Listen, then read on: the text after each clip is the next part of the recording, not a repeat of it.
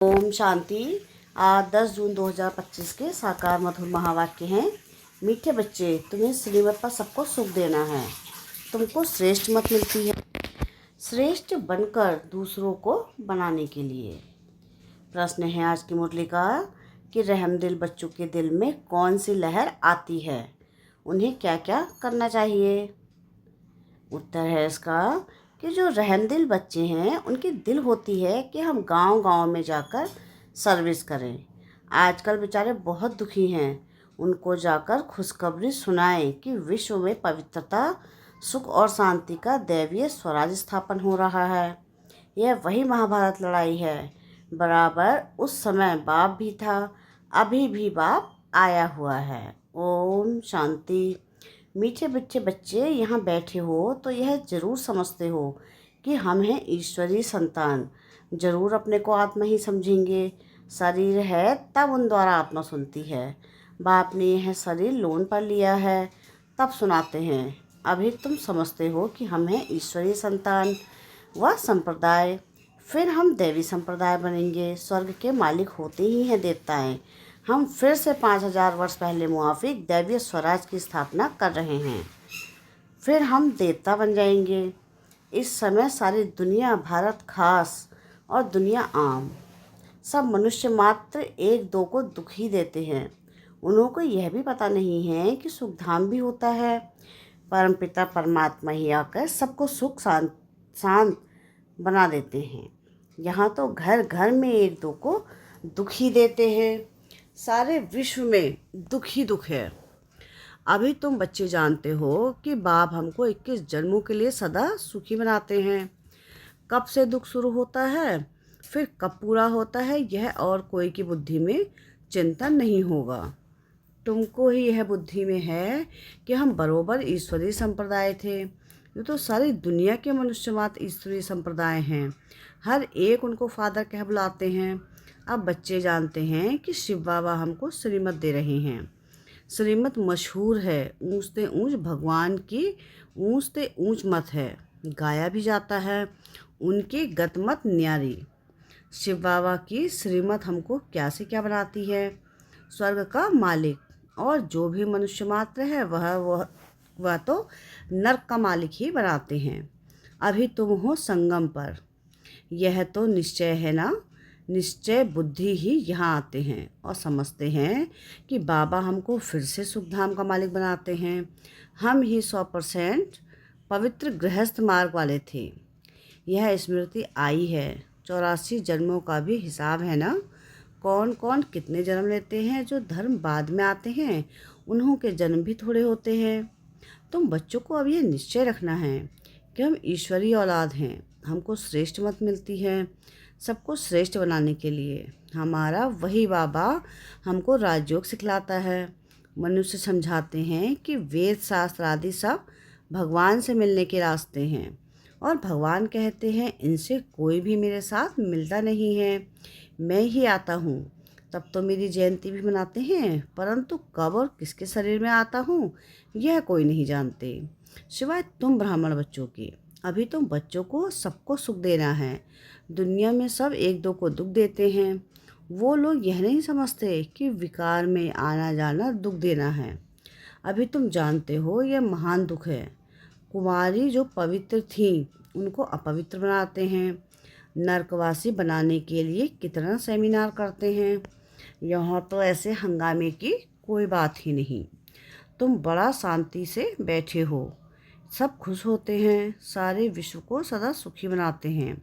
तुम्हारा मान शिव शक्तियों के स्वरूप में होता है। तुम्हारे आगे लक्ष्मी नारायण का तो कुछ भी मान नहीं।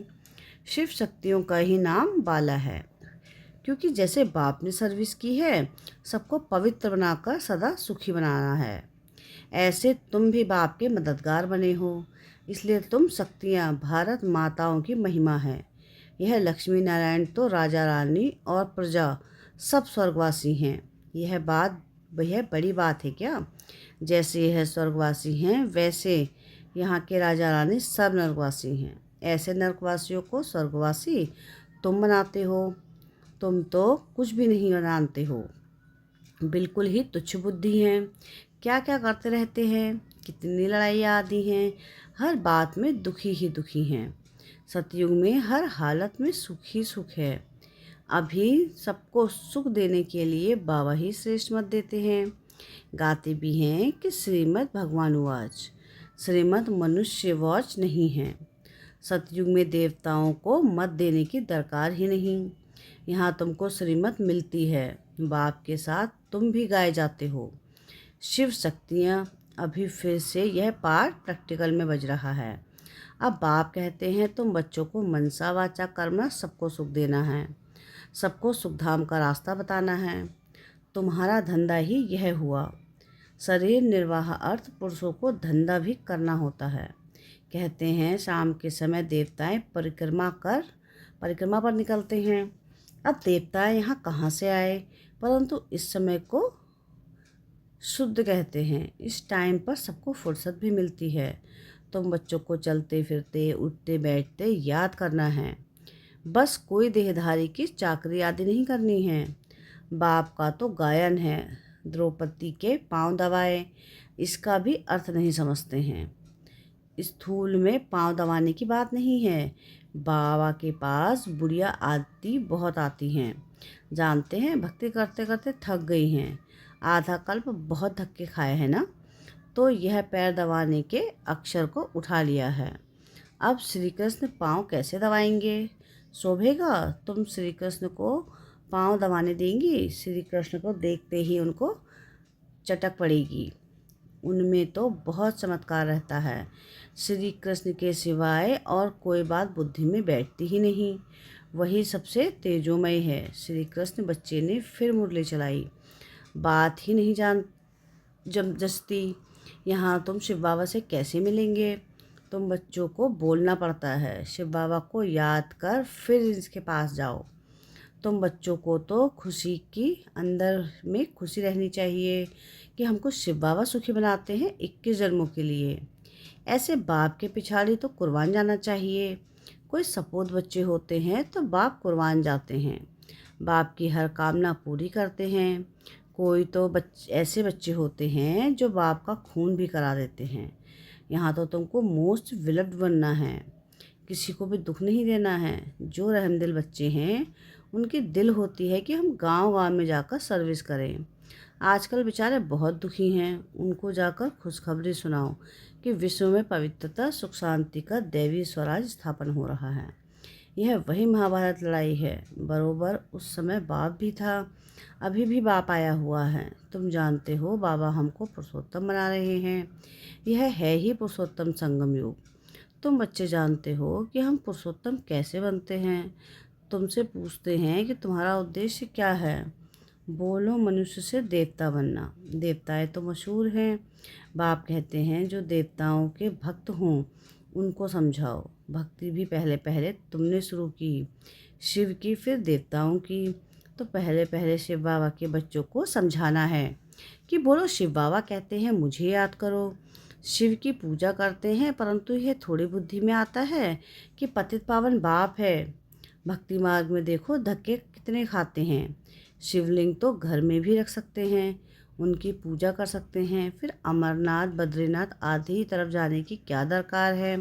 परंतु भक्ति मार्ग में मनुष्य को धक्के जरूर खाने हैं।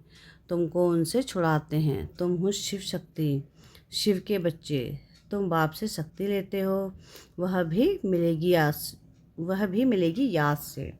विकर्म विनाश होंगे। पतित पावन तो बाप है ना, यह याद से ही तुम विक्रमाजीत पावन बनते हो। सबको यह रास्ता बताना है। तुम अभी राम के बने हो, राम राज्य में है सुख, रावण राज्य में है दुख। भारत में सबके चित्र हैं जिनकी इतनी पूजा होती है, ढेर की ढेर मंदिर हैं। कोई मनुष्य, कोई हनुमान का पुजारी, कोई किसका। इनको कहा जाता है ब्लाइंड फेथ। अभी तुम जानते हो हम भी ब्लाइंड थे, इनको भी मालूम नहीं था कि ब्रह्मा विष्णु शंकर कौन है क्या है। जो पूज्य थे वही फिर पुजारी बने हैं। सतयुग में है पूज्य, यहाँ है पुजारी। बाप कितना अच्छी रीति समझाते हैं कि तुम जानते हो पूज्य होते ही हैं सतयुग में, यहाँ है पुजारी तो पूजा ही करते हैं। तुम हो शिव शक्तियाँ। अभी तुम ना तो पुजारी न पूज्य हो। बाप को भूल मत जाओ।